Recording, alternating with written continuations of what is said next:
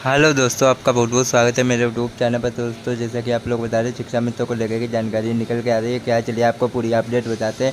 इससे पहले अभी तक चैनल को सब्सक्राइब नहीं किया तो जल्दी जाके सब्सक्राइब कर ले, बेल आइकन को प्रेस कर ले। चलिए पूरी वीडियो आपको बताते हैं, देखते क्या जानकारी है जो शिक्षा मित्रों को लेकर के निकल के आई है। चलिए आपको पूरी अपडेट बताते हैं। सही और सच खबरें पहुँचें और आप लोग भ्रमित ना हो। लेकिन बड़ा ही दुख के साथ कहना पड़ रहा है कि हम लड़ाई लड़ रहे हैं 1,48,000 शिक्षा मित्र साथियों की, और अभी तक 10% लोगों ने भी इस चैनल को सब्सक्राइब नहीं किया है और ना ही इसको देख रहे हैं। तो झूठी खबरें आप देखेंगे तो मन में झूठी बातें आएंगी और गलत विचार आएंगे। आप सही चीज जानिए, क्यों दूसरे चैनलों को देख करके अपने जीवन में अंधेरा ला रहे हैं। और मजे की बात तो यह है कि संगठन के चैनल को ना देखकर, सही जानकारी ना लेकर आप लोग उन चैनलों की प्रसारित की गई झूठी खबरों की पुष्टि करने के लिए हमको फोन करते हैं और व्हाट्सएप पर मैसेज करते हैं। इस चैनल को सही से देखेंगे तो मुझे उम्मीद है ना तो आपको फोन करने की आवश्यकता है और ना ही आपको मैसेज करने की आवश्यकता है। इसलिए आप सभी लोग संगठन के इस चैनल को सब्सक्राइब करिए और सही जानकारी, बिल्कुल ताजा और सच जानकारी प्राप्त करिए। अब तय आपको करना है कि आपके बीच में सही काम कौन कर रहा है, मौके पर जाकर काम कौन कर रहा है, या फिर घर बैठे झूठी जानकारी कौन दे रहा है।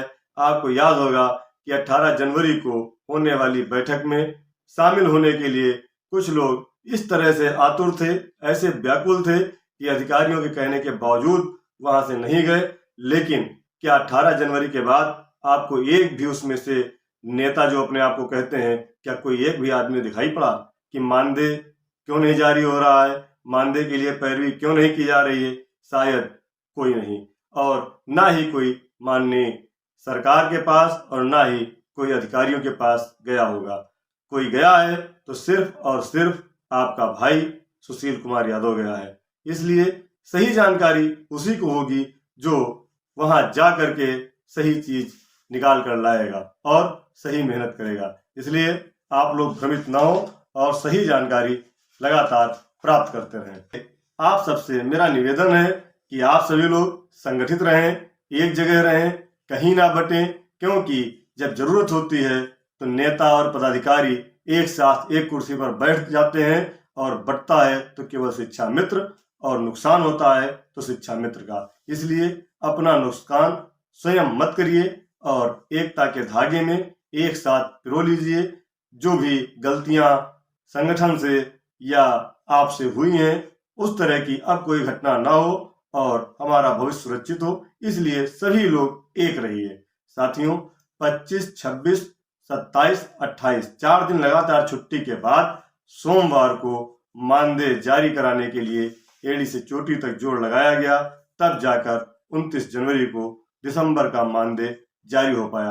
अन्यथा हो सकता है कि अभी तक मानदेय जारी ना हुआ होता। कुछ लोग कहते हैं कि जब सरकार को देना होगा तो देगी। ऐसा नहीं है। सरकार तो चाहती है कि दे दिया जाए, लेकिन कोई भी काम बिना सफल पैरवी के पूरा नहीं होता है। साथियों, मानदेय जारी होने के बाद मंगलवार को मैं और प्रदेश मंत्री भाई अरविंद वर्मा, लखनऊ से हरिनाम सिंह जी, समग्र शिक्षा के राज्य सलाहकार, पूर्व निदेशक बेसिक शिक्षा श्रीमान DB शर्मा सर से मुलाकात की और उनसे प्रस्ताव को जल्द भिजवाने का अनुरोध किया, जिस पर श्रीमान जी ने कई कमेटी के सदस्यों से वार्ता की और हम लोगों को सही प्रस्ताव बनाने के लिए उन्होंने आग्रह किया। साथियों, उसके बाद बुधवार को सबसे पहले हम लोग माननीय बेसिक शिक्षा मंत्री जी के यहाँ पहुंचे और उनसे मुलाकात की। उसके बाद यही दोस्तों, बस जानकारी थी। अगर आपको अच्छी लगी तो लाइक कर लेना, चैनल को सब्सक्राइब कर लेना। हम आपको इसी तरीके की पल पल की अपडेट देते रहेंगे, आप हमेशा अपडेट रहेंगे। धन्यवाद।